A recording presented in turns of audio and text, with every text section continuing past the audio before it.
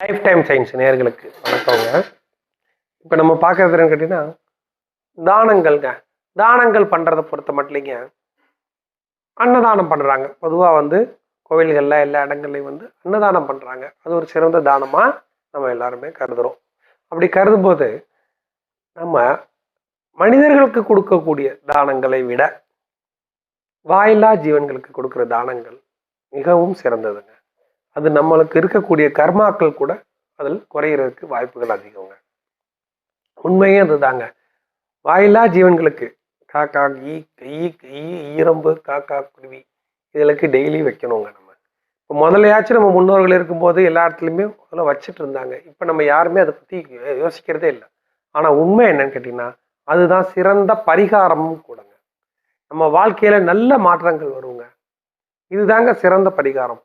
அவங்களுக்கு நம்ம உணவு வழங்க வழங்க நம்ம தலைமுறை காக்கும் கொடையாக அது மாறுங்க. அதை நம்ம கோயிலில் கூட பண்ணலாம். கோயிலில் அரிசியாவோ, கோயில் விநாயகருக்கு பக்கத்தில் அரிசியாவோ சர்க்கரையாவோ வைக்கலாங்க.